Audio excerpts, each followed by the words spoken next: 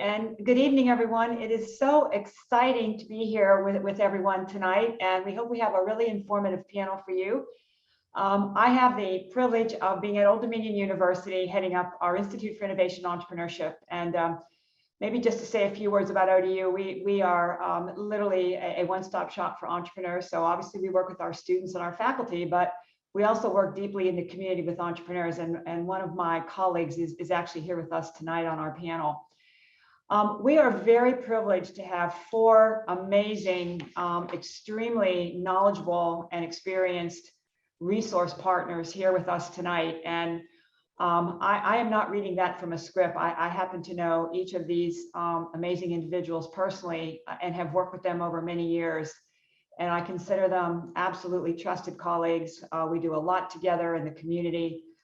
We share a lot of information and tips, and we're all here with a common purpose. And that's really to make sure that we help our new companies, our young companies, and people who want to start companies absolutely do the best they can and find the best resources. And the really exciting thing is right here in our hometown in Hampton Roads in Norfolk, we actually do have many resources. And tonight we're going to have some presentations from four in particular. There are others, but these are four of really the ones who have the most experience. They do quite a lot of work in the community. And again, we all work together. So I'm going to, first of all, just give a little bit of overview of how we want to run tonight. We're probably going to ask each of the speakers to talk for roughly 15 minutes. We do have time for Q&A with each one for about 5 minutes. And then we do have a time at the end if there are questions that you would like to ask the entire panel before we close. So with that, I would like to first just give you a brief introduction of the four speakers who are coming up so that you're familiar with their backgrounds. The first speaker up, her name is Akosia Achimpanwanwala, and she was with the Norfolk State University Innovation Center. She heads that here in Norfolk. She has helped entrepreneurs, innovators, and support services including George Mason University, Old Dominion University, Norfolk State University, Tidewater Community College, and Hampton University to establish their vision into tangible resources and platforms here in Hampton Roads. In 2021, her programs at Norfolk State University Innovation Center added over $1 million to the economy, which is really incredible. She's helped her clients save up to 5 to 6 figures in less than 30 days of training with some of her programming. And her passion is to help people turn their ideas and business models into solutions that customers will pay for over and over again. Key, over and over again. Our second speaker is Hunter Walsh. He is the program manager at 757 Startup Studios, also here in Norfolk. He is part of the 757 Collab Group, which is a vertically integrated network of resources that includes our angel group, 757 Angels, 757 Accelerate, which is an accelerator program, and then the Startup Studios. What Hunter does is connect aspiring startups, mentors, investors, and entrepreneurial organizations with the critical resources they need to be successful. 757 Startup Studios is located within Assembly, which is on Granby Street, an iconic campus for makers and creators right here in downtown Norfolk. Our third speaker is Erica Small-Cisco. She is the program director for the Women's Business Center at Old Dominion University. She is an entrepreneur from a young age, and her mission of entrepreneurship has really resonated with her. She dreamed of owning her own business one day and grew up reading business publications like Entrepreneurship Magazine, Black Enterprise, and was introduced to small business ownership to Chart's One Own course. As a graduate student, it was inevitable, and she worked for her college's Small Business Assistance Center. She had a passion for helping small business owners, which ultimately led to becoming a business owner herself. She shares her firsthand knowledge of the challenges and obstacles that one must overcome to make a business very successful. It is an honor and a privilege for her, and I know this, I see it every day, to help empower the next generation of small business owners, drawing from experiences as an entrepreneur herself and working in the corporate, federal government, public, and private business sectors. And our fourth speaker is Blair Durham. She is president of Black Brand. She's a native of the 757 and a graduate of Virginia Tech. She served on the public and private sectors as a teacher, counselor, and sales manager. In 2016, she and her husband founded Black Brand, which is an acronym for Business, Research, and Analytics Network and Development. It's the third iteration of a Black Chamber of Commerce for Hampton Roads. The organization has now grown to over 400 individual and corporate members who benefit from networking, exposure, and engagement opportunities. Black Brand has also developed the B-Force Accelerator, which is designed to support financial, organization, and the strategic planning needs of Black entrepreneurs, preparing them to access capital as they move on their journeys. She also heads up the Black Diamond Weekend, Virginia's premier 3-day business networking conference for emerging and existing Black entrepreneurs. Blair is a proud board member of Volunteer Hampton Roads, the Virginia Zoo, Virginia for Offshore Wind, and Virginia Center for Inclusive Communities. She recently received the prestigious Workforce Champion of the Year Award by the Hampton Roads Workforce Council and is a member of Civic Leadership Institute Class of 2022. Blair and her husband reside in Portsmouth and are the proud parents of 3 children. So amazing, amazing people tonight. So I'm going to turn first to Akosia. And if you would please tell us a little bit about what's going on at Norfolk State University and what your program does. So over to you, Akosia. Thank you, Nancy. Thanks for having me. This is awesome to be here. Behold the green and gold. Let me see it in the chat. Behold the green and gold. So awesome to be here.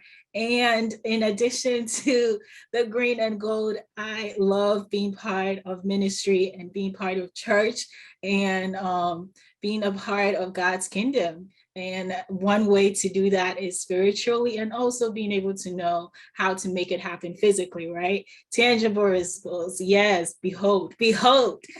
Awesome, so good to be here. I'm gonna tell you guys a bit about Norfolk State Innovation Center and what we have been up to. A part of why we opened the Innovation Center was really to be a liaison between Norfolk State community and as well as the local community. So our center is actually located downtown Norfolk to be an outreach program for the community. So we serve everybody in Hampton Roads and that are willing to work with us. So I'm so excited to be here. So let me tell you guys a little bit about our mission.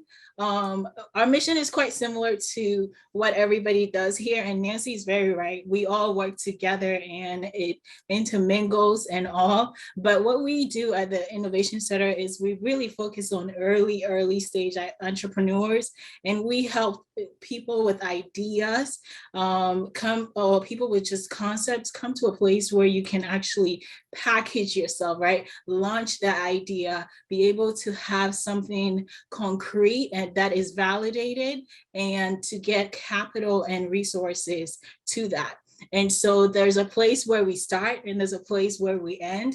And I am glad to be part of our ecosystem here in Hampton Roads. And I have some examples to show you guys how someone came from Blair, then came to the Innovation Center, then went into 757 Studios. And so that's what it's about. So those examples are going to help you see where you fit with all the resources that we're going to offer you guys today. So a little bit of background about myself. I started working in the entrepreneurship ecosystem from Old Dominion University, and I was actually working with Erica Small-Cisco, who is one of our panelists, so I got to give her the honor. She definitely groomed me and brought me up, and so it's exciting to be here with you all and her as well. So a part of my mission when I got to Norfolk State was being able to work with the Women's Business Center, which you all will learn about. I realized that there was a lot of entrepreneurs that were Black women coming to the center with specific ideas. And then I had the opportunity to also work with ODU Innovation Center. And then we started talking about scalable business models. So I then caught this vision of being able to be Black and have a business that is scalable and also have the resources to back that up. And so once this opportunity came from Norfolk State, this vision was crafted between Dean Carrington and I initially, among some other members at Norfolk State. And so the problem, which would be on the next slide, is that the problem is that there's less than 2% of venture capitalist funds that goes to Black entrepreneurs, less than 2% of what we call VC funds. Another way to illustrate is Shark Tank money that goes to Black entrepreneurs. And so for Black women, is less than 0.1%. And so this desire was something that the Dean Glenn Carrington wanted to do something about, and myself, along with our team, which you will learn a little bit about our team towards the end. And so we decided to craft a solution. That solution had to be able to inspire Black people and underrepresented people without leaving our culture out, without leaving our understanding of, the type of problems that we solve out, along with being able to have the right education programs that are up to date and resources really that will be able to help you prepare to launch and get funded. And so a lot of things that we focus on is how do we get you ready to get your first seed funding, right? Your first access to funds. And so with that being said, I'm just going to go straight into how we make that offer happen by telling you a bit about our service offering. We offer services, and we've divided it into non-residence program and residence program. So our non-residence program is open to everyone that comes, and the programs that we craft for our non-residence program are really by survey questions from the community about different topics and challenges that you have. And we bring right speakers and right resources for you to have access to. So that is including our consulting initiative. So we have counseling and consultation services, which are one-on-one that you can schedule, and that is open to everyone, along with our events and our programs for our non-residence program. So we run this intensely back to back towards the end of the year. In the fall semester, we then go into our residence program in the fall semester. And that residence program is our incubator program. That incubator program, we take highly selected people into the incubator program. It is only like a handful of people that get into the program. So out of the connections and resources throughout the year, the hope and the goal is to find people that we can really push more resources to, has a scalable idea and can work with us to really pump resources and attention to. And so that residence program runs for about 3 months. And then 3 months after that, it's more self-organization with you meeting with our counselors and our consultants. And so the people within the residence program or have been through the residence program have access to the space to use it. They use it for meetings and other things like that. So our space is located downtown Norfolk, 520 East Main Street.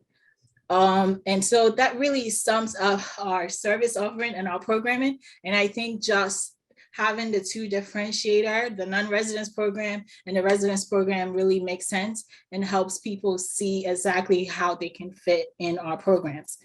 All right, so right now I'm just gonna share some examples of some of our previous clients with you all. So Bionics, the founder is Ryan. He actually came through one of our executive advisor, Dr. Rhonda Alexandra. So Bionics, the founders, the team, they work on prosthetic arms. and they're coming up with different solutions for that. And we know that is nothing new. People have been working on prosthetic arms, but what makes them different is they want to figure out a business model that will make it affordable, that will make it affordable for others to be able to have prosthetics. Okay. And so when they come to us, these examples are coming from our residence program.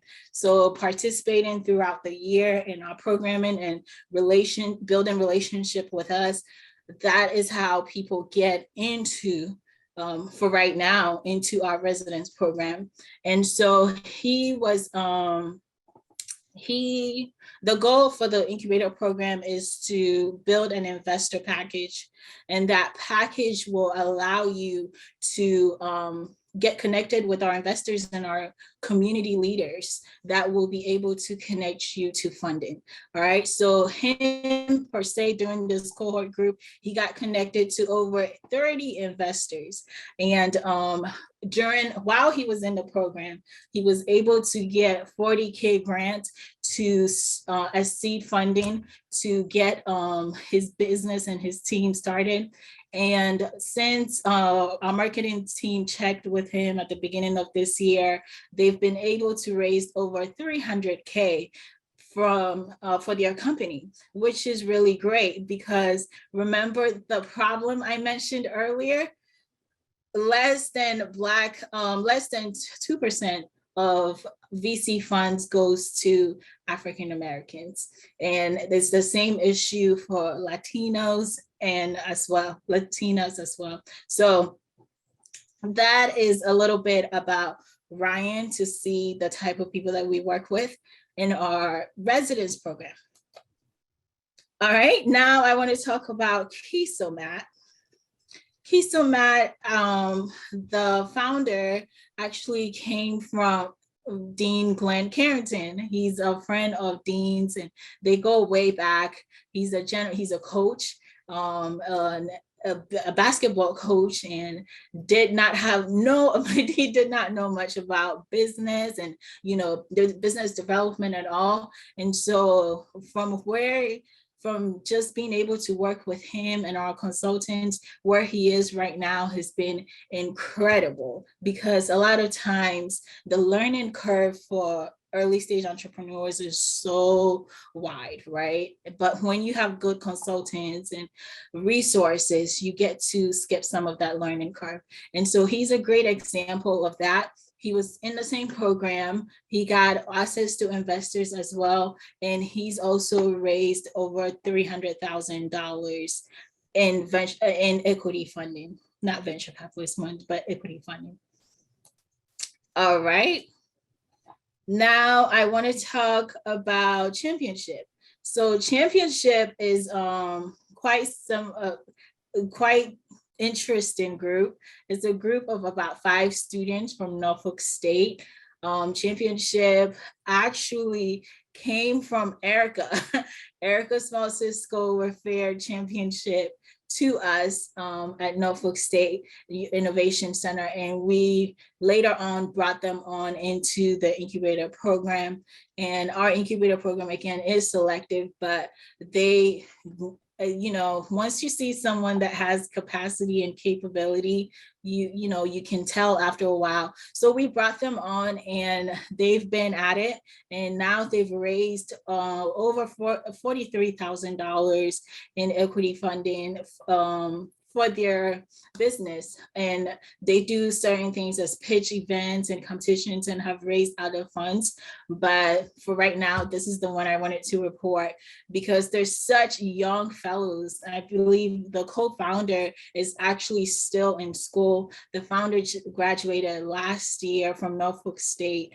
And so they're a great team and a great story. And now they're working with 757 Studios, who you're going to hear about next. And so you see that this is a huge ecosystem, but we all have our place.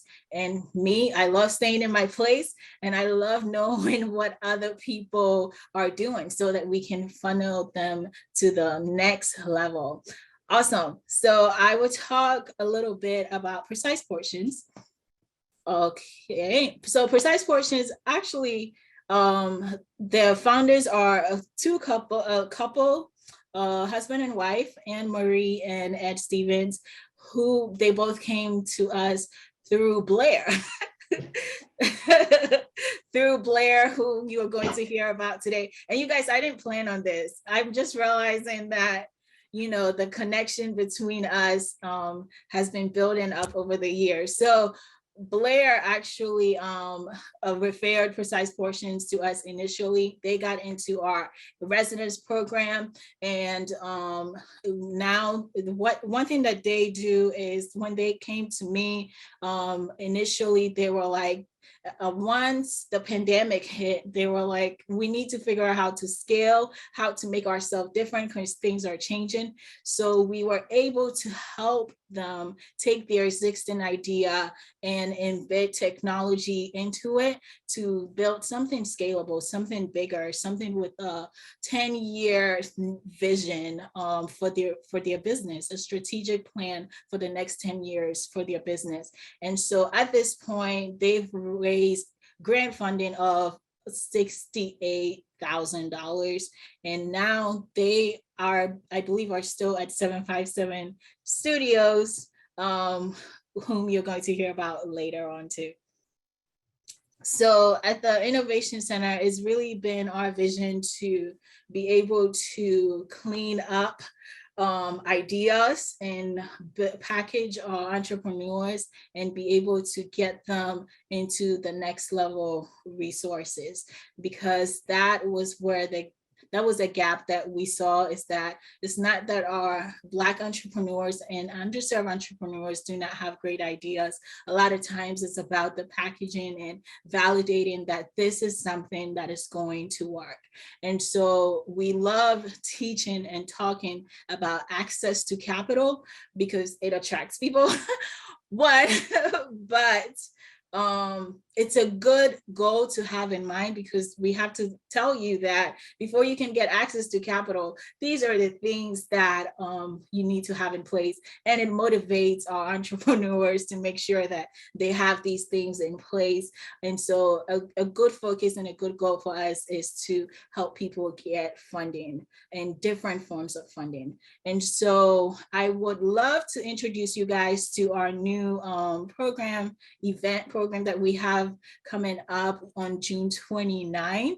And I'm going to drop the link in the chat. But this is to help you get understanding of the different types of funding. This evening, the only grant funding that I gave was Precise Portions, okay? But all the other three were equity funding. And so it's good to know the different types of funding that are available, right? What are the criteria and requirements for each one, and where do I fit? And so we have Bill Halloran from SBDC that is going to be teaching about this on June 29th. And so we would love for you to be there. There is an in-person registration and an online registration. So here is the link so that you can, I got permission from Ali to be able to do this, so that you can go ahead and register right now. All right, so next thing is, our ask is quite simple. We're always looking for consultants and mentors, of course, and we're always looking for partners. Partners becomes people that we get into an official relationship with, entities that we get into an official relationship with and have an MOU and everything.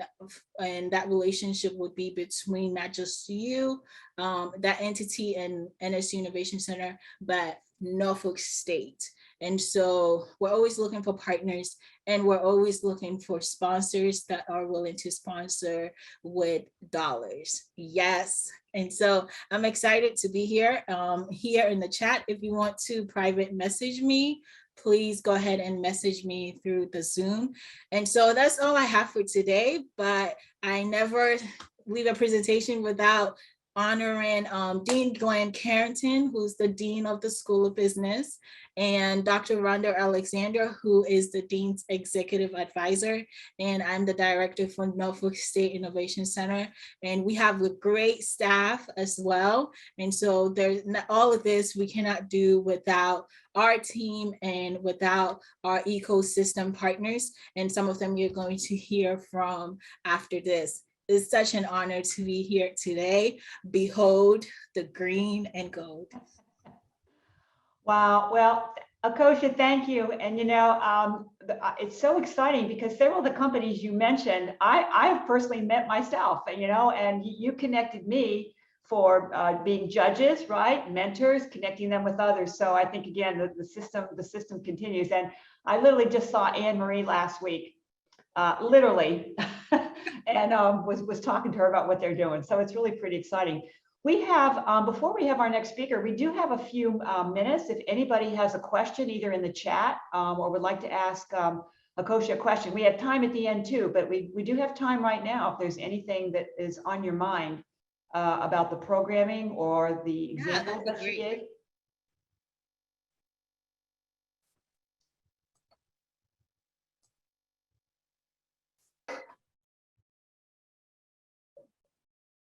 So Akosha, one question I have for you. So I think it's exciting that you have the resident and non-resident program, right? Right. So what is the mix? Like, how do people start? What's the best thing to do, would you say? Yeah, so people start with us really through our events. So an example, so that's why I gave the access to capital link. So through our events, then most of the time it transitions into the one-on-one counseling and consultation.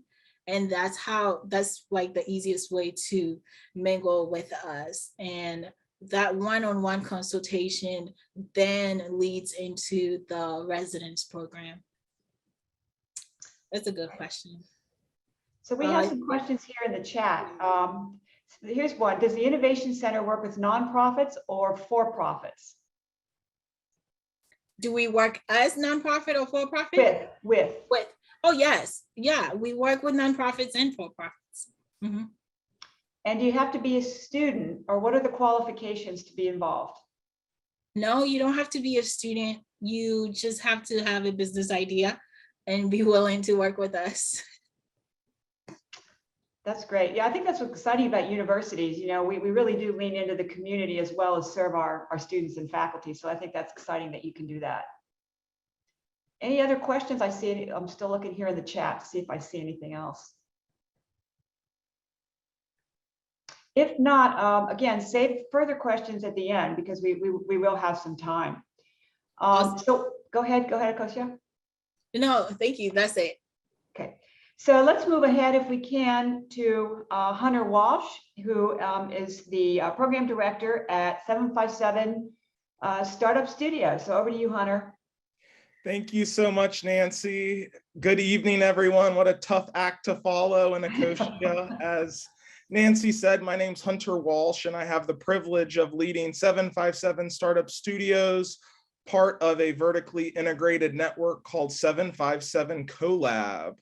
Let's see what the CoLab looks like so you guys have complete awareness into understanding all of the pieces in this vertically integrated network that's hyper-focused on serving early stage, for-profit, growth-oriented startups by surrounding them with all of the resources that you can think of so they can validate and scale their idea as fast as possible.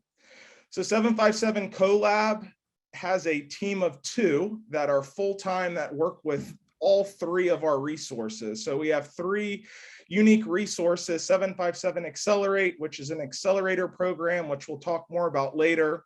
757 Startup Studios, which we'll also get to later on. And then 757 Angels, which is the capital arm there. At the Accelerate level, we have 2 staff members that are able to work with and help all 3 of those uniquely distinctive resources. We have a mentor manager who owns the relationship in connecting all of our founder community with our mentorship network of over 200 strong and growing. as well as a director of diversity, equity, inclusion, and strategic partnerships that is out in the community, helping us reach underserved population groups by sharing general knowledge of the power of entrepreneurship and how easy it is for anyone to get involved. 757 Accelerate is led by Evans McMillian and Ian Frazier. 757 Startup Studios, we have an awesome community manager, Alexis Reeder. And then 757 Angels is led by Monique Adams, who also serves dual roles while also being managing director of the CoLab. And she has an associate director, Daniel Clark. So a lean team of 7, and you'll hear once I get to the impact that we do an awful lot with the staff of 7. Next slide, please. So to articulate this structure in a little different way, since it is a little bit difficult to conceptualize, especially if you're unfamiliar with the startup and entrepreneurial ecosystem here, that we can literally help take under one parent entity that's a nonprofit. So we're not taking equity or ownership in any of the companies we work with. We're not asking them to pay us to take advantage of our resource offering and human capital. We can take you from napkin sketch idea, help you validate that through customer discovery, design thinking, help connect you with the right partners to help you prototype and create an MVP, get you through acceleration so you can scale and go to market, and then have a group of angel investors that have the capacity to write checks and actually invest and take an equity stake in that startup there. Next slide. We are all bound by our core values. So we are interconnected. So while we have 7 staff and 3 distinctive resources, we wear and exchange hats multiple times throughout the day. We're impactful. We measure everything that we do and are inclusive. That you'll see here, and I'm proud to say to date, since its founding in 2015, over 42% of the investment that 757 Angels has deployed into the Commonwealth of Virginia, over 42% has gone to underrepresented founders, which at the CoLab level, we define as persons of color, females, and veterans. Those companies that have gone through 757 Accelerate, over 50% of them have had underrepresented founders. And of the over 50 startups that we've had the privilege of working with at Startup Studios, over 70% of those teams that we work with have underrepresented founders a part of that team. So something that we're really proud of. We don't just say it, that we live it and breathe it, and it's ingrained in our DNA. Let's learn a little bit more about 757 Angels and what got everything kickstarted before we dive into 757 Startup Studios and Accelerate, which I'm sure y'all are probably more excited to hear about. So all this got started back in 2015 when a group of leaders in the community realized that we needed to have and provide access to capital for early stage startups. So fast forward to where we are today, 757 Angels is an angel network of 140 plus accredited investors that to date have deployed over $92 million in capital to 42 Virginia-based startups. Last year alone, that figure was $19 million plus, right here in Hampton Roads. Very exciting, industry agnostic. So we invest in any and all companies while they specify, and we have particular interest in healthcare as well as blue economy. So environmentally conscious, resiliency, environmental, anything like that there is of particular interest with our geography of where we're located. The Angels have 3 application cycles annually. It is a selective process that you can apply if you follow them on social media or visit their website. We've just completed our 2nd investment cycle of this year, and we'll close with our final investment cycle in the fall later this year.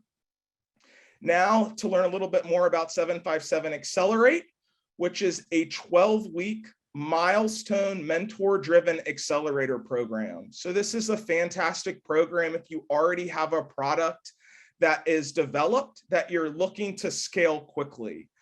To date, they've had 25 companies go through the program, and those 25 companies have raised over $52 million in capital. Most notably, one of the inaugural companies in 2018, SVT Robotics, is still located in downtown Norfolk, and just late last year raised $25 million at a $125 million valuation. Records for any company that has affiliation and ties to 757 Collab, and they're right here in our own backyard. Why would you want to apply to 757 Accelerate? You get $20,000 in non-diluted equity funding. So think of it like a grant. We're not taking equity or ownership. We're ending it, and this 12 weeks is super intensive. So you're all in, just think of it like you're in school. So every single day you're in programming, you're being connected to mentors, you're leveraging our resources, our community partners that we have to help you do more faster.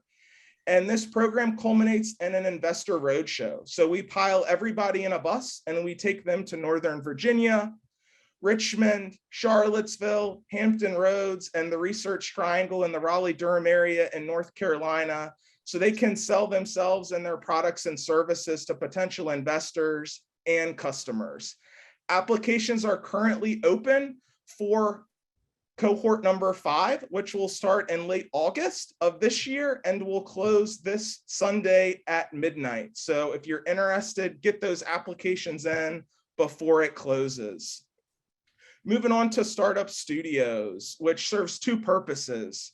First and foremost, it's the front door to the innovation and entrepreneurial ecosystem in the 757. We're fortunate enough to be located within Assembly, which is a brand new innovation campus for technologists and industry disruptors, located at 400 Granby Street. It's also where Accelerate and Angels have their offices, as well as some of our key ecosystem support partners. 2 being the Hampton Roads Biomedical Research Consortium, which is a collaborative effort between Old Dominion University, Norfolk State, Eastern Virginia Medical School, and Centera Healthcare, as well as the Mid-Atlantic Tech Bridge, a super connector between the Navy and Marines, trying to take the red tape out of the equation so we can get new and emerging technologies in the hands of the active warfighter as fast and efficiently as possible.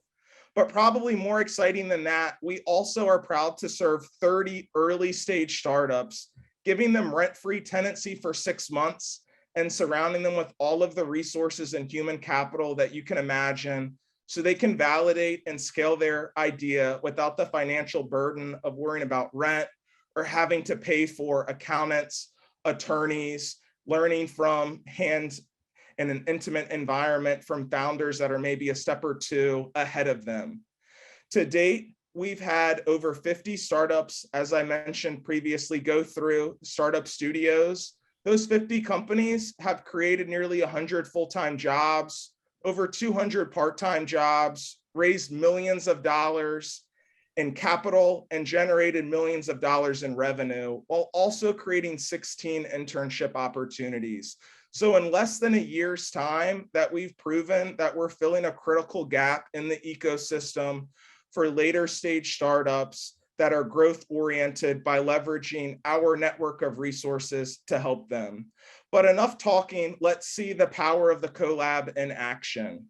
So this is a case study from Dr. Kala Fleming, who was one of the inaugural 12 founders that came into the studios in May of last year.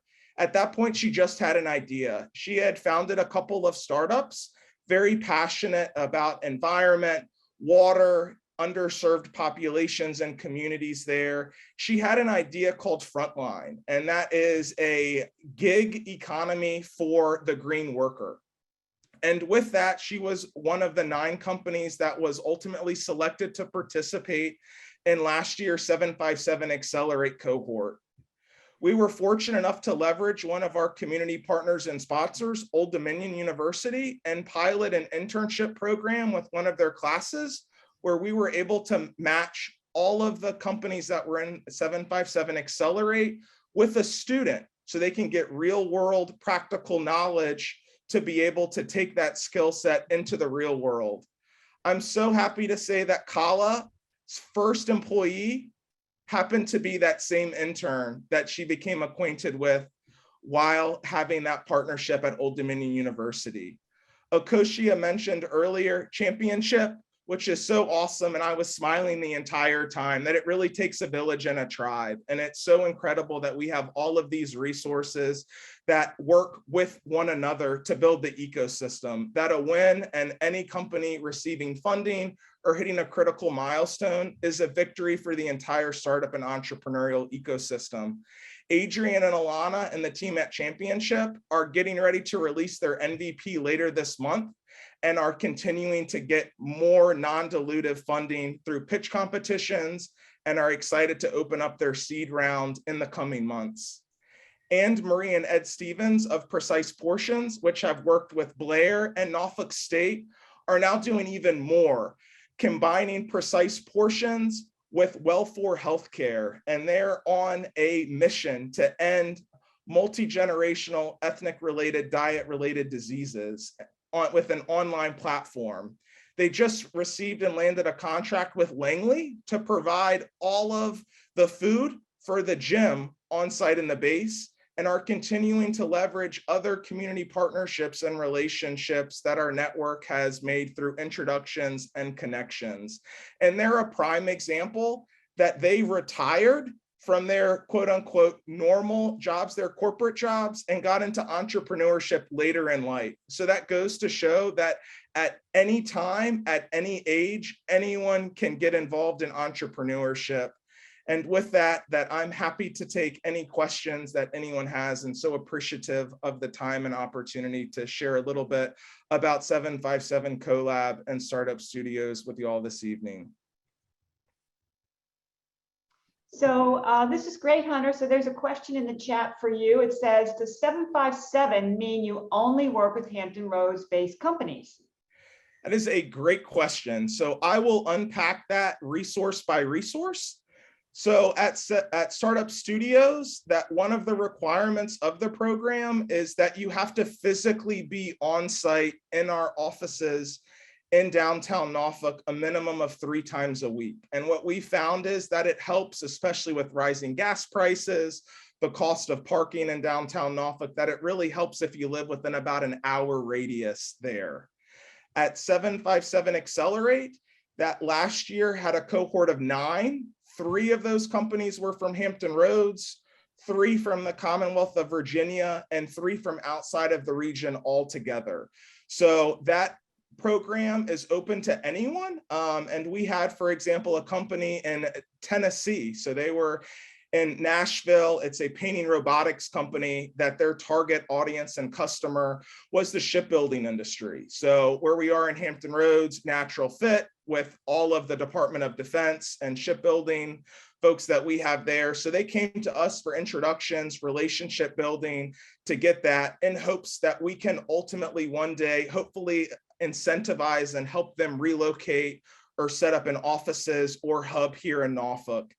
And then for angels, the investment thesis currently is that you have to do a predominant amount of your business in the Commonwealth of Virginia. So long-winded answer there, but it does not mean that you have to live in 757, that we're always happy to have a conversation, see how we can make it work, that we never want to turn any founder or entrepreneur away if you think that you can take advantage of our resource offerings that we provide. Hunter, one thing I would just add, I think the other value of a lot of our programs, we're kind of focused on getting ready to raise capital, but another big thing that's important to businesses is what my favorite thing called customers. People who will actually buy what you are selling.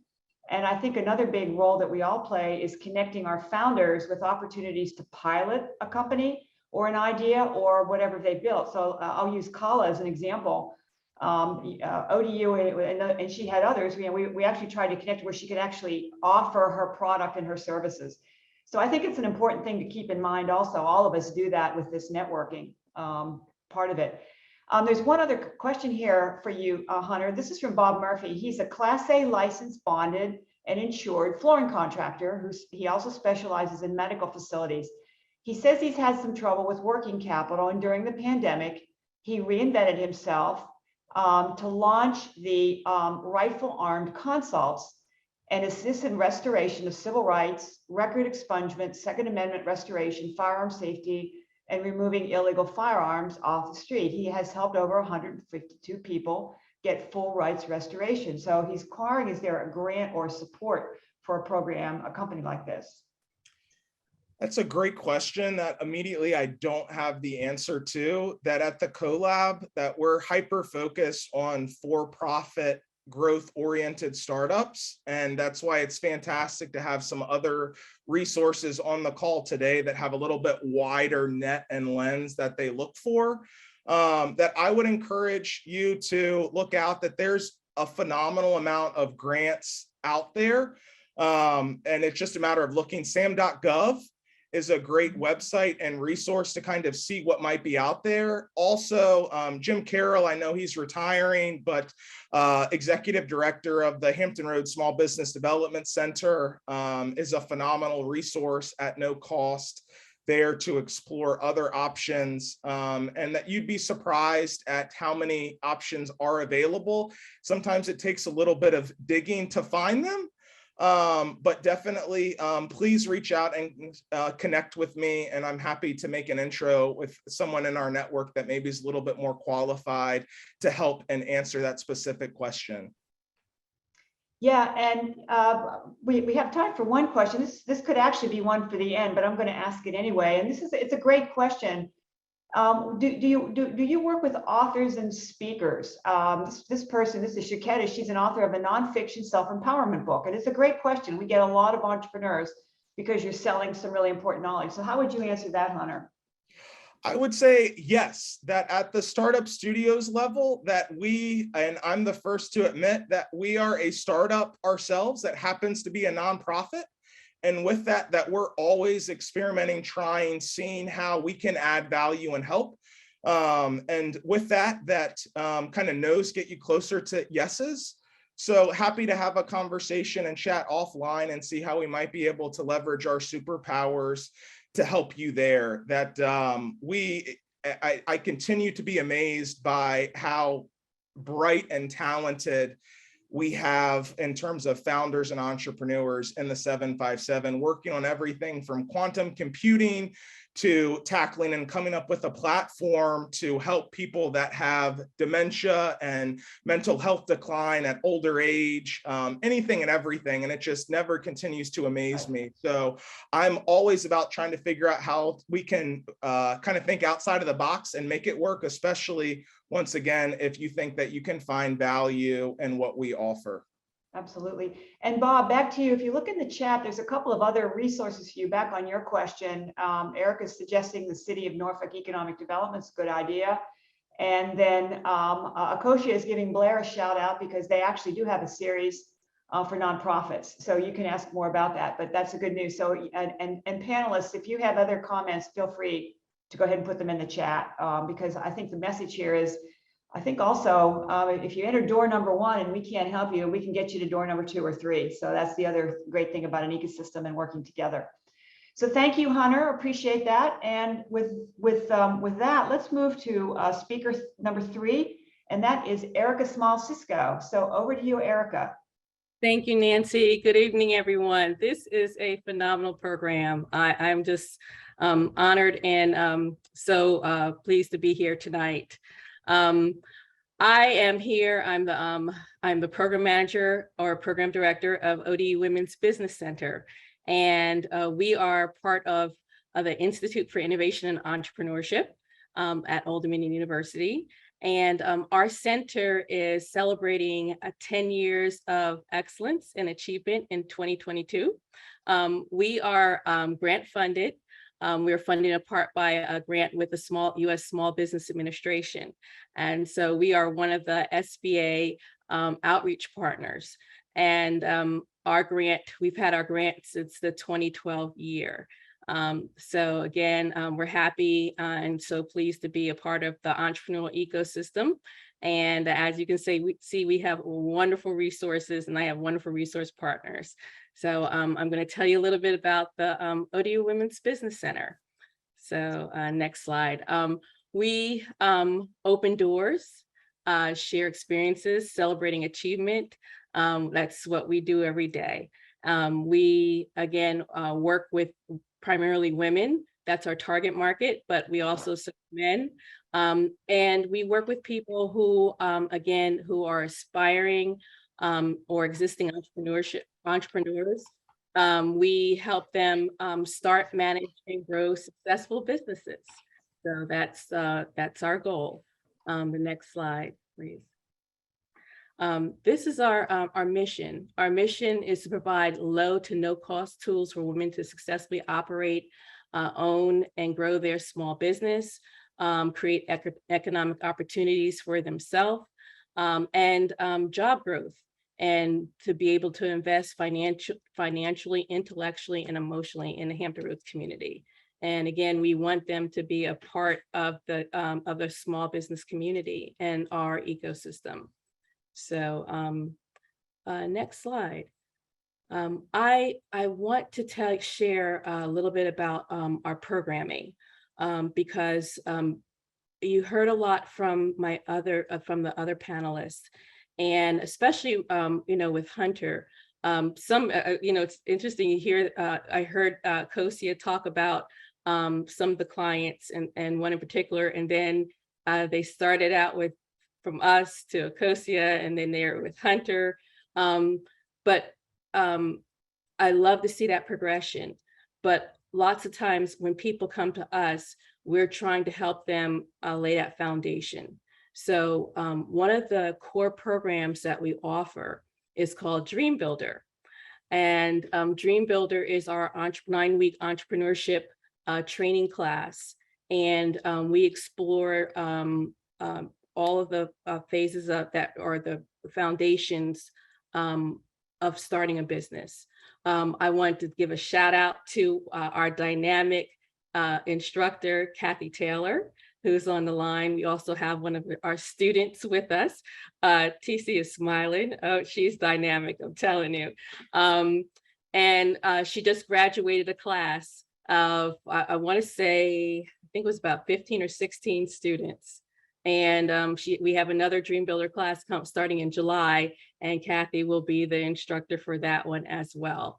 With our Dream Builder class, we do quite a bit, because we have a public cohort, and those are people from all over the state of Virginia, and they can be at any phase in that entrepreneurship cycle. So we have some, again, who come into that class who are aspiring, others who are existing business owners. So again, it's a great class, and it's really to help you get that foundation.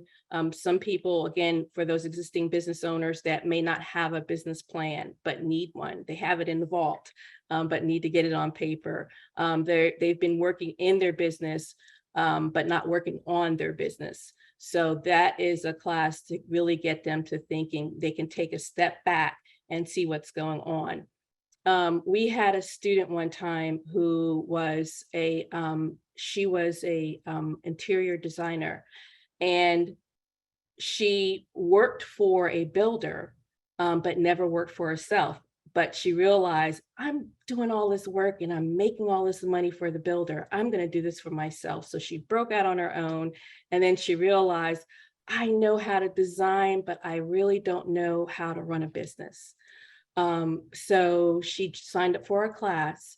And after the first month, she came back and told us that she was able to increase her profits by $17,000. Again, just by understanding how to operate the business. Because again, we have a lot of people who are masters of their craft, but they really don't understand how to monetize that and make it and turn it into a business. So again, our Dream Builder class, we love it.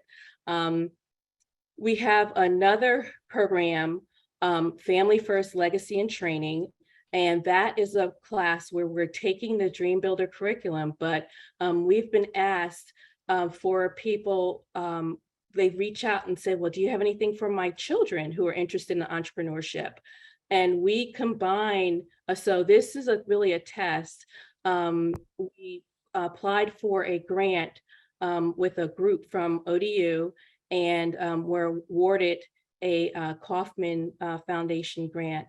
and which is supporting that particular program. So we are looking for parent and child teams to go through our Dream Builder class this summer. And if that sounds like something anyone on the line is interested in, we would love for you to reach out and be a part of that program. So I'll share my information, well, it will be shared, and then I'll also put some other information in the chat a little bit later. The COVID-19 Resilient and Strong was a really 2 years worth of classes that we taught to help women and men come back or bounce back from the pandemic. And that class, so we had a lot of different speakers, and most of the subjects were related to access and capital. Some of them were related to actually the first one when we started out with a program helping women understand what was going on and talk about the the mental health and physical and mental health related to the pandemic, because a lot of women face challenges. Our women are strong, they're dynamic, they're fierce, I'm telling you. But when the pandemic started, I worked with all these women who are strong. I mean, they're in charge, they're on top of their game, and all this stuff was happening, and they felt like they didn't have control or they were losing control. So we have classes, we had a speaker come in and help us with some of the Resilient and Strong classes related to that. So all of those classes, the majority of those classes, we were able to record.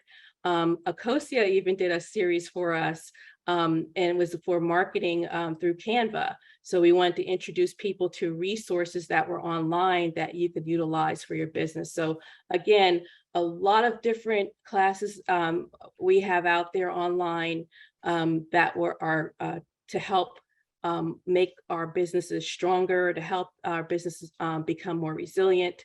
And all of those are free of cost, and you can find them right on our ODU Women's Business Center website. The next slide.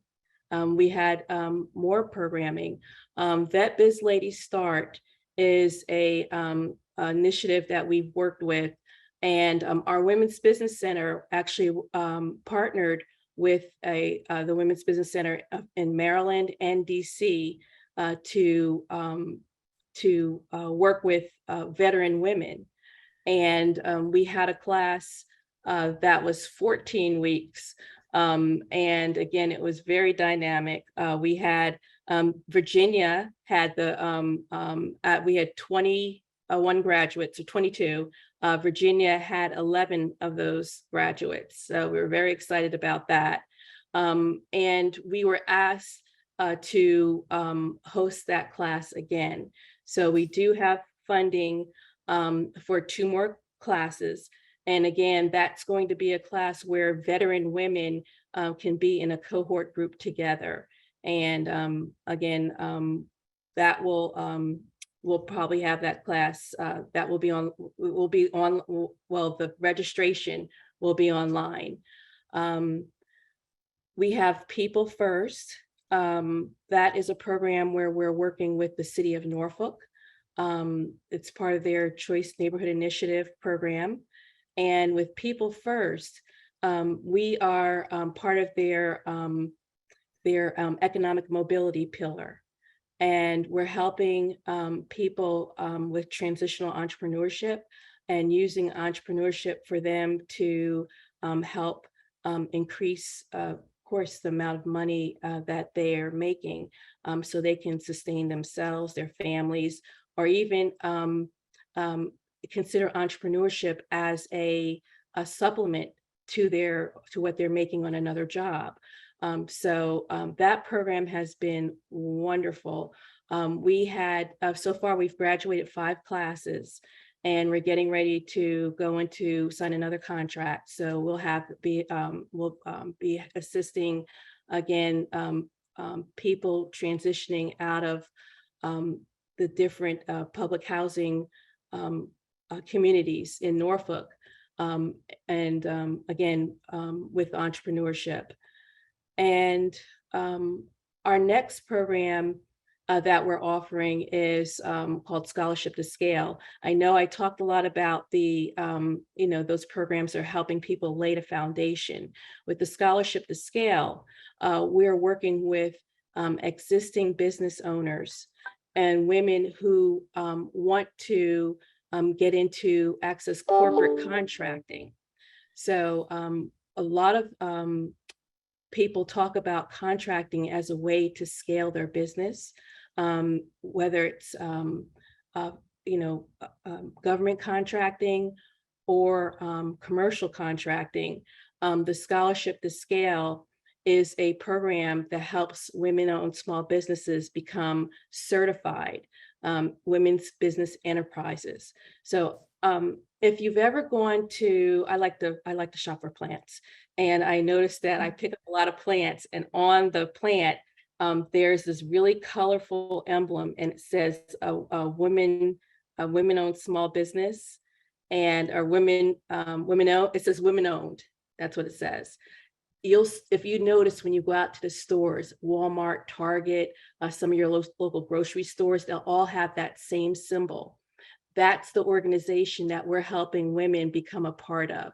So we're helping them to become women's business enterprises. So they're certified women's business enterprises. And with that certification, they can access corporate supplier diversity programs. So again, we're helping them teaching or helping them scale, get into a program to grow their businesses to the next level. When we say scale, we mean go from 1 to 2 employees to 5 or more. We're looking at businesses that are going to, $500,000 to $1 million plus, and many, and some are multi-million-dollar companies. The one nice thing about that Scholarship to Scale program, at one time, we were told that the women-owned small businesses should make at least $250,000. They should have at least several employees, be ready to take a contract from a corporation or be able to deliver on a contract. But they realize that it's difficult for women to get, or small businesses to get to that level. With women-owned small businesses, historically, most of them don't grow past 2 employees. And with African-American women, generally the average is $24,000. And there's a lot of reasons behind that, but the main reason is that usually we have our primary employment plus a small business on the side. So that's why you may see some that are at that level. But we have others who, their primary source of income is that small business. So knowing that information, and for other reasons, it was necessary, or they felt, the organization felt it was necessary to start bringing women in earlier and have a pipeline. So we've had women who have gone through our Dream Builder program, who have transitioned, come from the People First program, gone through Dream Builder, transitioned out, worked with some of our other colleagues and resource partners. And now they're part of the Scholarship to Scale program. So again, that is a wonderful program. And I'd love for those of you who are in business to consider that as a means to grow. Next slide. We are also using the Dream Builder program with the Norfolk Home-Based Childcare Network. This is in the city of Norfolk. Now, if you take care of children in your home and you have more than 2 children who are not related to you, it is necessary for your business, you have, technically you would be considered having a childcare business. And in-home childcare businesses have to go through training in the city of Norfolk now. There is a program that the city of Norfolk has created where the participants start out with us and go through our Dream Builder program so we can teach them about entrepreneurship because that childcare business is a business. They're not just babysitters, they're taking care of our precious children. The childcare business, the thing that's so amazing about this particular program is that once you go through the program, you become a certified in-home child daycare center. And that is very rare. Prior to us, when we first started, there were only 24 certified child care businesses in the city of Norfolk. And in the whole state, you would be surprised there aren't even that many in the state. So this is really going to be a game changer. As a certified in-home daycare provider, you can access a lot of the benefits as those childcare centers who are, the brick and mortar childcare centers, and get, grant funding. So again, that's a wonderful program. There is a lot of grant funding that goes into that to make that program possible for the attendees, where they don't have to, financially worry about paying for the tuition or paying for some of the programming. So again, there's a lot of support, and we graduated one class back in January or February, and the class who graduated in February is getting ready to be certified in July. So we're looking forward to that graduation. And then we have a class that's in process now, and they will be graduating next week. So they will then start going through their certification and licensure to get their licensure and certification. We have a business planning research class. And that one, I always tell everyone that there is a treasure chest over in the Perry Library on Old Dominion University's campus, because we have access to all of these wonderful databases, and 300 or more, and 56 are related to business and economics. And when businesses like your corporations, your Targets, Walmarts, your big box businesses, when they're making strategic decisions related to their business, they just don't guess where they're going to put a business or do a drive-by and say, oh, that would be a great place for me to put a Walmart or Target. They look at vetted data. We have access to those databases. We have access, we use IBIS World, their industry reports. This is vetted data, because sometimes people will go on Google and do research related to their business, and there's a lot of information on Google that is not reliable. And if you're going to go to a bank for funding, you want information that has been vetted and that's accurate. And that's where you get so the industry reports is where you get this information, and you can get access to those reports in our Perry Library. Our Women's Business Center offers a class probably about every month or every other month. So anytime we have a Dream Builder class, we do offer that business planning research class. So that's something everyone can take advantage of. And some of those, just to let you know, some of those reports cost from $1,000 up to $4,000. But again, you can get access to those reports at no cost. And we have what we call VWIC related activities. That's the Virginia Workforce Innovation Entrepreneurship Center. A lot of people ask us about grants. And this is a way for you to get grant funding to support your education. To also grant funding, it helps pay for the tuition for our students who are going through the Dream Builder class. Through VWIC, we're able to get tuition to help people with the business plan research planning class. We're also able to help students get stipends, childcare assistance. And once we go back to in-person classes, we'll be able to help get assistance with transportation, parking and transportation to get to our center. So again, there are other programs. That VWIC program also has grant funding that has paid for our small businesses that have the scholarships for those women who are trying to scale. And then for those small business owners that want to get a certification that's related to their business. And again, it's something that industry recognized certification that's going to help them grow their business. VWIC will pay for it up to a certain point. So I believe it's $1,700 for each person.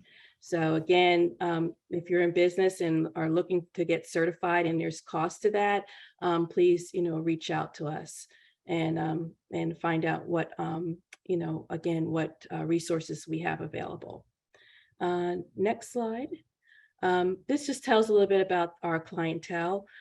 We have 93% of our clients are women, and we definitely have some men that come to us as well. Since inception, we've served over 7,000. We've, again, many counseling sessions, over 1,300. And as you can see, it's about 50-50. We have some, again, people who come to us who are in business. And again, about 54% are aspiring business owners. So there's a good mix. And then the next slide tells a little bit more about our clientele. We have many training events. We have trained close to 6,000 people, but we have hundreds of training events each year. Now, since the pandemic, most of our training is virtual. So I encourage you to go online and look for our classes. We do have some classes. Again, remember when I started out, low to no cost is our goal to offer those classes so people can access them. We have, again, a lot of hours in training. And then as far as the makeup of our more demographics, 4,000 women, over 500 veterans, and again, over 3,000 women of color have gone through our program. And next slide.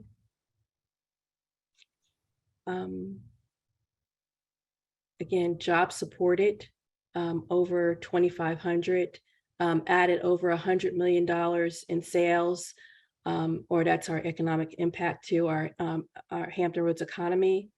Over 120 new businesses opened and over 200 jobs created. So again,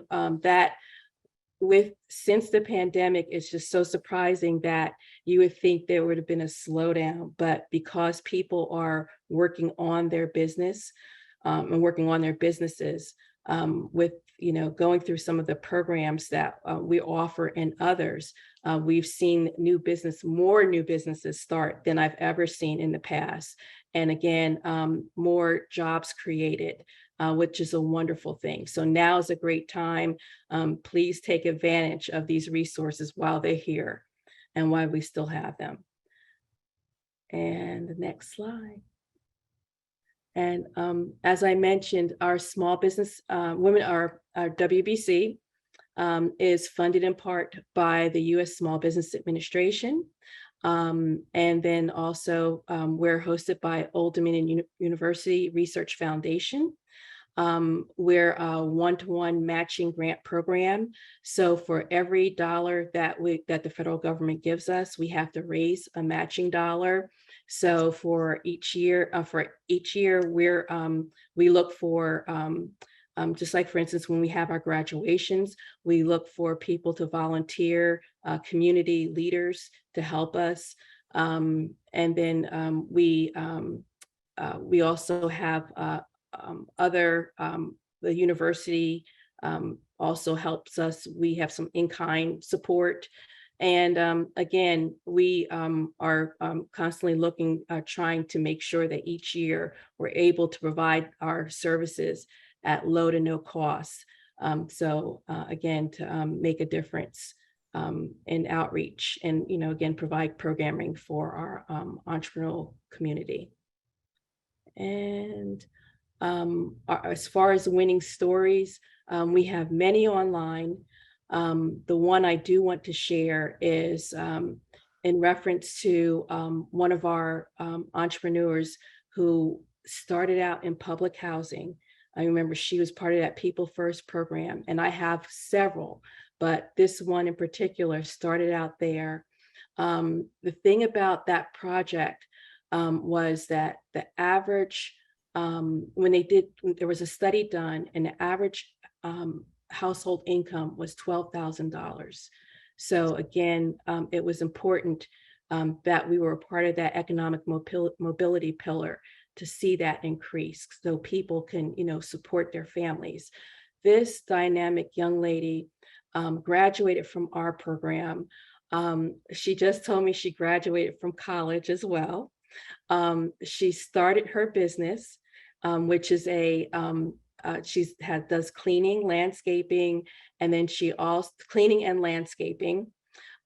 She has won contracts. She's worked with not just us as the Women's Business Center. She's also worked with our Business Development Center. We have other colleagues within the IIE, Institute for Innovation and Entrepreneurship, that they can work with. And she was part of that VWIC program over at Hampton University. She is SWAM certified now. I just found out that she applied for the scholarship to scale, and she was accepted into that program and is being mentored by a multi-millionaire nationally. Again, it's just an amazing story. This woman who started out, again, shortly over a year ago, how far she has come in 1 year. And I know one of my colleagues says that, after she retires, she wants to go work for her, because she just knows that her business is going to be a multi-million-dollar business. So that's one of our success stories, but please go online and read the others. You'll see, when you see, as I think next week, you'll probably see the story I'm referring to. I think that's it. We are, again, the ODU Women's Business Center. We're located at 112 Bank Street in Norfolk, Virginia. That's our telephone number, 757-683-7150. You can call us 7 days a week, 24 hours a day. We do have a call center that answers our calls, and they get that information to us. And our email is wbcinfo@odu.edu. And I'm going to drop the information for our class called Engage in Entrepreneurship in the chat. That's how you really get started with us with Engage in Entrepreneurship. That class teaches you about the resources that are available on the local, state, and federal level. And from there, we help direct you in the, send you in the right direction. So I'm going to share that information with everybody. Well, that's great, Erica. And, there's a couple of questions that are in the chat, but maybe in the interest of time, you can respond. There's some very good questions about whether you register online, are they available year round, the deadline for the family entrepreneurs. So if you don't mind answering those in the chat, I think that would be a good idea. And one I would like you to answer, if you don't mind, is, it's a great question. It says, is there somebody, if you live in Virginia Beach, can you participate in the Norfolk child care program? That particular program is just for Norfolk. You could go through our Dream Builder program, but There is another childcare program that is offered through VWIC, the Virginia Workforce Innovation Entrepreneurship Center. So I would also encourage you to reach out to VWIC. You can do that through our Business Development Center. So I'll put that information. Put that in the chat. Yes. Great. And yes. Well, awesome, Erica. Thank you. And again, your program is amazing. I think it's probably been around the longest of all of them, having been funded over and over, which I think is a testament to what you're doing. So thank you. And our final speaker is Blair Durham. So Blair, it is over to you next. And to wrap it up for the 4. Awesome. So I'm not going to be the one standing between you all and bed. Thank you so much for toughing it out this evening.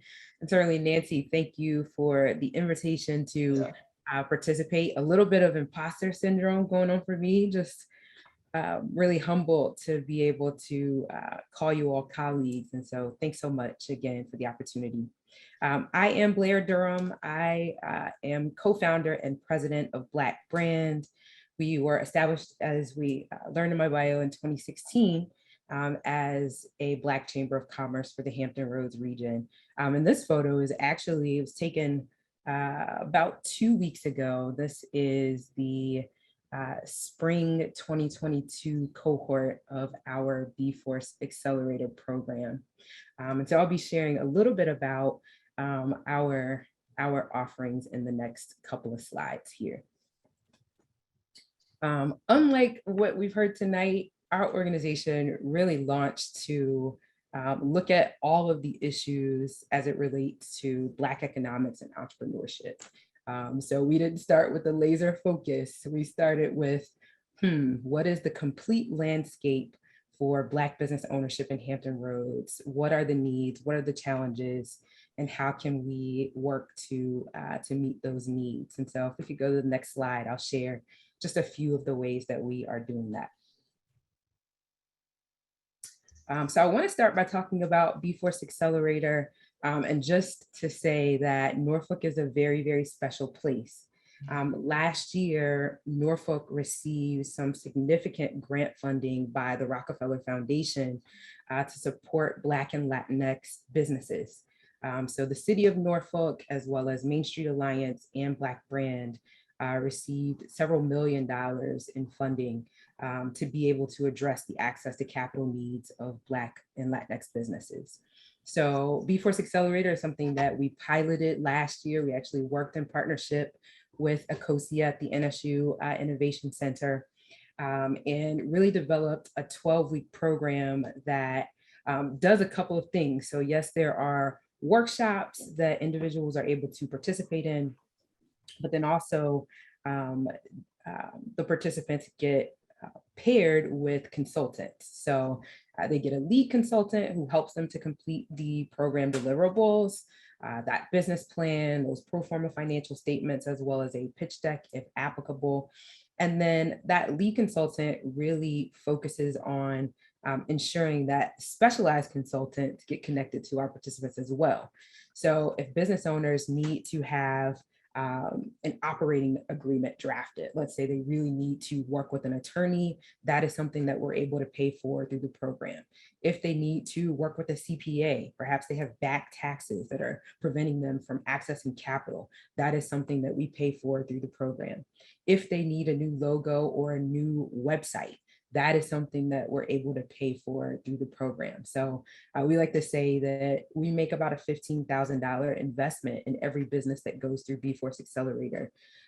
We worked with about 100 businesses in our beta program last year.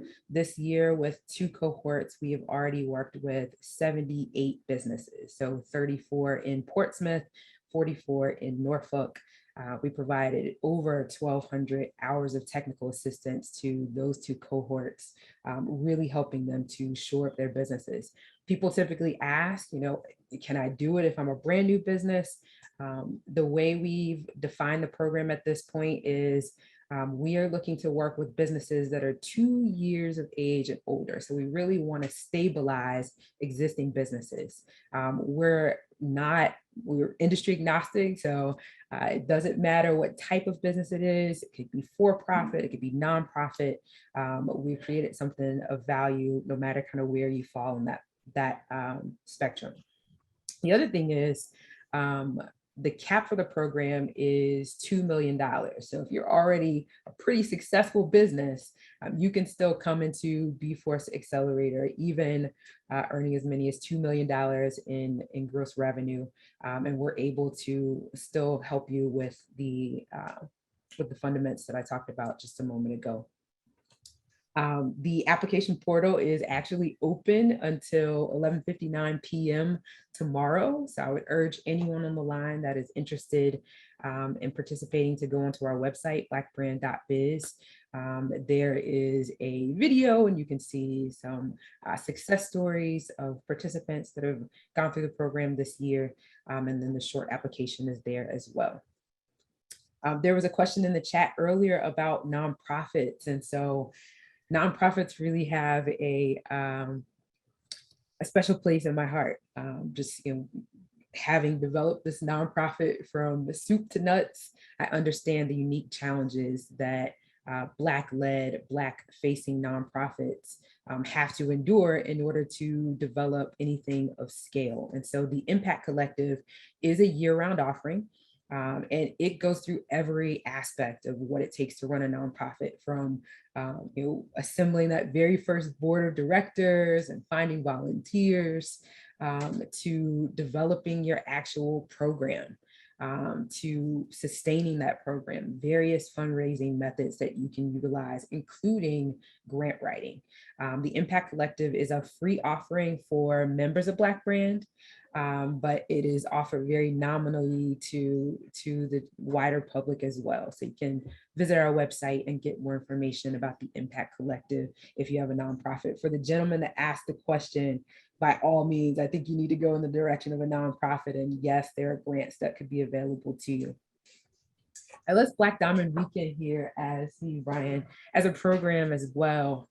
It started off, actually, we launched Black Brand with the Black Diamond Affair. It was a gala. Kathy Taylor, who's on the line, actually helped us to put it together. And our focus was really just celebrating the success of Black-owned business. We wanted to introduce ourselves to the public in that way. But it has evolved over the last 6 years to Black Diamond Weekend. It is a full-fledged conference. I think it was Nancy who helped me put together the very first kind of virtual conference elements, a multi-track offering for the community that, of course, we're still celebrating Black business owners at our gala. We bring in celebrity speakers, there's music, etc. And so definitely you can visit blackdiamondweekend.com and see what we did last year. And all of that's going to be changing over for what we're doing this coming November. And then as a Chamber of Commerce, we are, as Nancy mentioned, a membership-based organization. So outside of these programs that I've mentioned, we're always doing other kinds of one-off events and activities to keep our members engaged, to provide opportunities for them to network.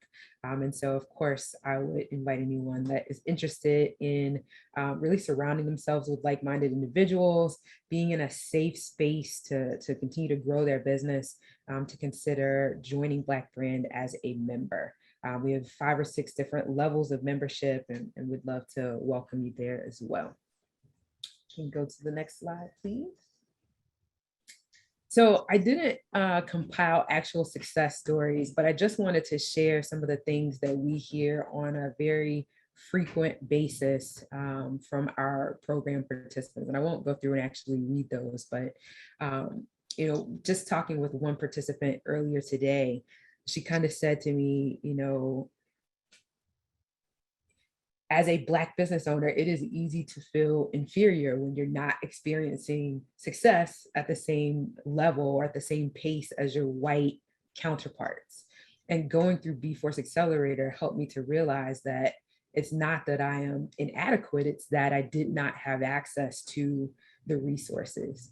And so again, if you need that level of connection, want that type of free assistance, really want to be connected to everything that Hampton Roads has to offer, definitely check out the Accelerator program.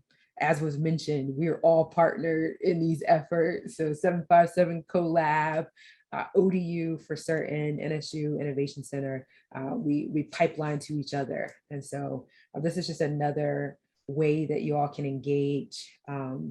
Very thankfully, we partnered with cities, so the city of Portsmouth, city of Norfolk. Our program, B-Force Accelerator, is considered by the city of Portsmouth. Let's see, how do I want to say it? Pardon me, it's late. They offer grants, right? So they offer $2,000 and $5,000 grants, and they require you to go through some education piece. They have an internal offering, but they have said that B-Force Accelerator will qualify individuals to access their grant program.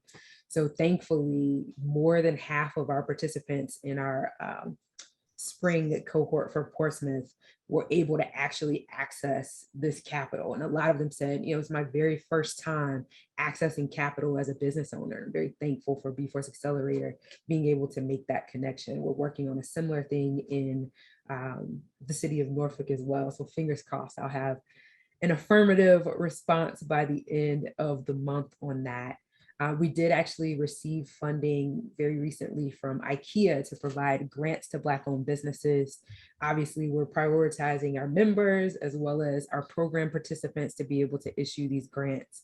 We talk about access to capital, but what is capital if we don't really know what to do with it yet? So I encourage people, you know, start that business development journey, keep going, find a program and then find the next one.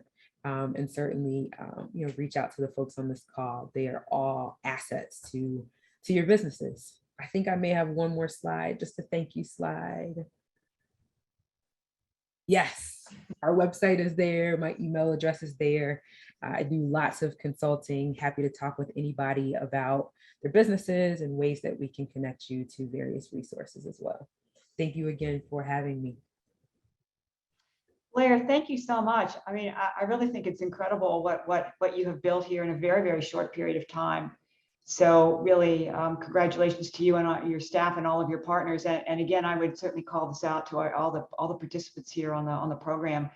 One thing you mentioned, and I do want to point this out, the good news also, wherever you live in Hampton Roads, obviously Norfolk being one of the cities, our cities are starting to lean in on to support entrepreneurs. And so I think this is, again, where the resource partners that are here tonight can even help navigate that, point you out to resources that are available, because obviously, I think you gave a great example, Blair, of working with the city, you know, by pairing the resources and information with the funding, that really gives you a double hit, you know, in terms of making the money really make some sense. So I think it's exciting. And I see a question here. It says, do you have to live in Virginia to participate in the B-Force Accelerator? Yep. So our current funding is for businesses that are physically located in Norfolk or for business owners who reside in Norfolk. So think about that. Right. Any other questions for Blair in particular? So maybe what we can shift, we have a little time left, maybe to open it up for, first of all, two things. One is questions that any of our participants would like to ask everybody. If there's something you'd like a couple of points of view on, we have a little time to take questions like that. So let's see, let's give a moment either on the chat or others to see if we have any questions like that.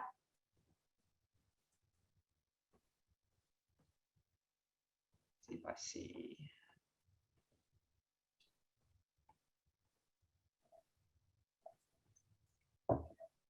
Maybe while people are thinking, I'm going to ask you guys a question. So, Akosha, I'm going to pick up on something you said to us the other day about really three things that are important for people thinking about business. One is the knowledge base. Another is access to capital. And the third is access to really social capital and networking. You know, how do you think about those? Is there one better priority? What is the advice maybe that each of our panelists could give in terms of where do you start as a business owner or as an entrepreneur who wants to begin a company? Awesome. Thank you, Nancy. Yeah, that's a great question. I think a lot of people come to us each and every one of these programs, and the first question is, I need money, right? And so we can all attest to that. But with every type of funding, there are requirements and there are criterias that you need to fulfill before you can get access to that funding. And so it's good to have in mind, I need funding, but it's important to know that the knowledge comes first, and then the social capital network comes before access to capital. So that social capital network is going to be the programs that have access to mentors and speakers and consultants, so that you can get that requirements and criteria fulfilled before you reach out for funding. Other panelists? Say it again. I was just saying, any other panelists want to have a comment as well? Nancy, will you ask the question again? I was in the chat. I'm sorry. Oh, sure, sure. The question was, I was actually referring back to something Akosha had said to us the other day, which is there are really three important things for starting business. One is the knowledge base, information, resources. The second thing is access to capital. And we often get that as the first question. And then the third is obviously access to social capital and networking and resources. So how would you characterize that? Where do you start? What's the most important when you're starting something out? And what advice would you give to some of our audience here in terms of where to start? I think this forum is an amazing start, but obviously recognize that this is new. Having platforms such as these, where we're really coming together to share information like this to the wider community. But I'd say now that we're here, engage with these things. I know for Black Brand, it was very important for us to take the information to the community, to kind of put up the sign to say, hey, we're here to support Black-owned businesses, recognizing that no one else was really doing that. And so I would also piggyback on something that Erica said earlier, which is take advantage now, because this influx of resources is not likely to be here forever, particularly if we don't take advantage right now. I think this is just an incredible sweet spot. I don't think there's ever been a better time to be in business or to start a business with the availability of these kinds of resources. Mm-hmm. Absolutely. Any other panelists' comments on that question?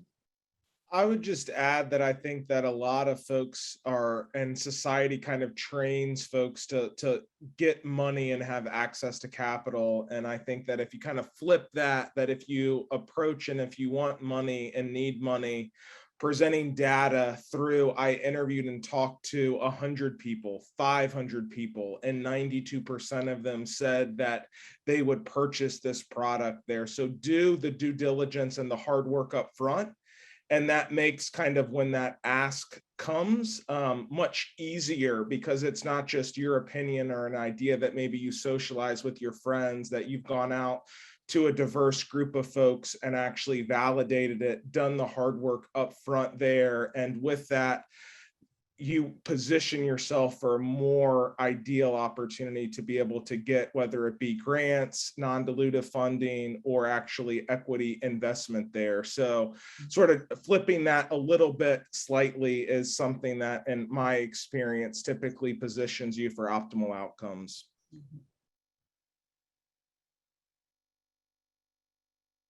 Erica, any thoughts from you?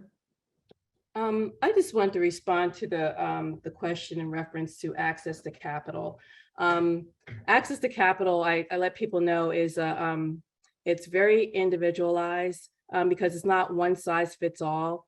I've found in my experiences that a lot of people try to access capital, especially traditional funding, and they don't quite understand how banking works, or they don't understand credit.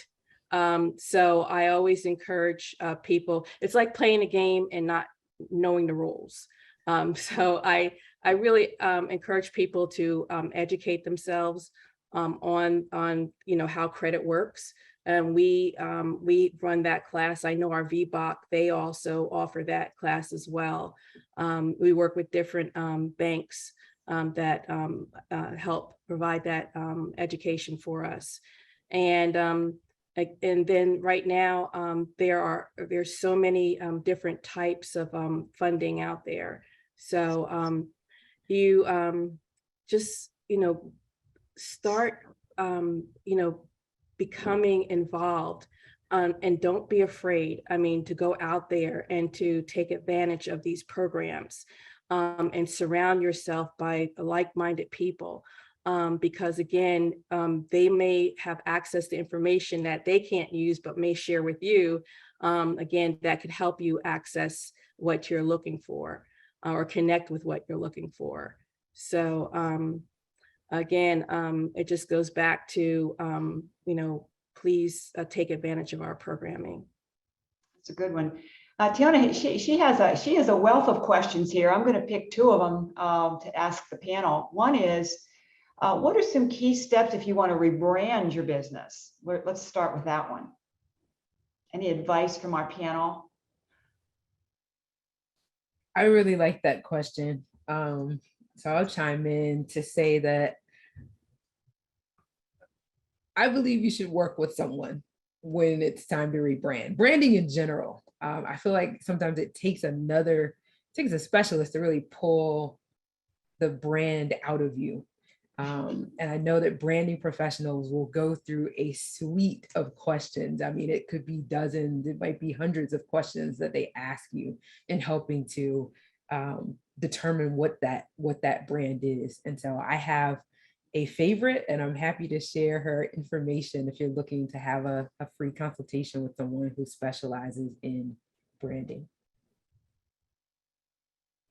And another question she asks is, are there some good tools or resources that a business owner should use if you're looking at your mission and your vision statement? So really early on, any recommendations there from the panel?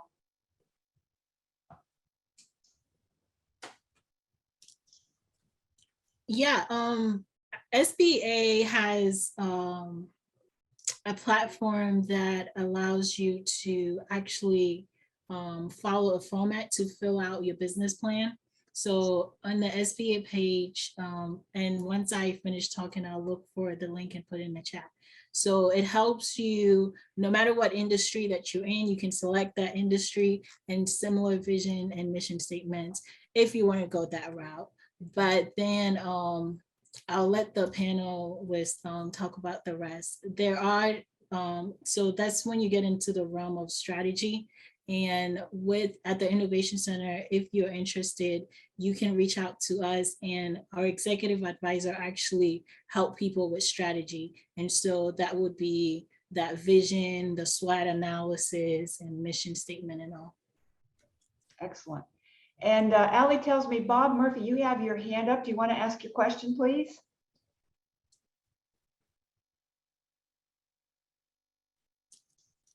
Yes, good evening, everyone. Thank you so much for having this on this evening. So I think one of the questions I had, I put in the chat where I just launched Rightfully Armed consoles. My website just went live a couple of days ago.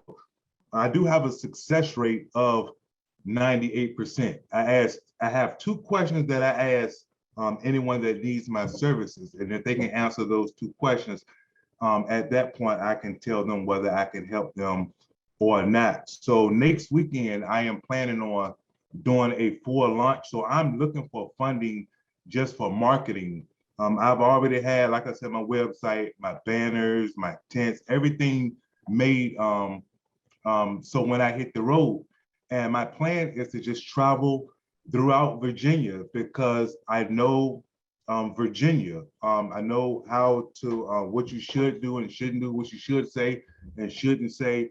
And I've been able to get 10 illegal firearms off of the street, which isn't much, but in the climate that we're in, I think that's pretty good. And I've been able to help those individuals not only take those illegal firearms off of the street, but now they possess legal firearms, and they are trained in firearm safety. 5 of them, it's 50-50, 5 women and 5 men, but making sure that the women are properly trained that have children in the household, especially those that are single mothers. So again, I just wanted to see what's funding available for what I do.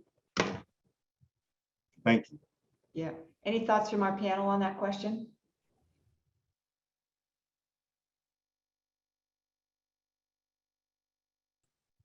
Yeah, I believe that is the one that Blair answered while she was talking, right, Blair? The nonprofit. I was in the chat again, but yeah. Yeah, but I know you asked that question in the chat earlier, and I mentioned Blair, Black Brand has a nonprofit program, and so it always starts with that knowledge, like we were saying, and then that access to social capital network. So that program would then help you package how you can position yourself for grants.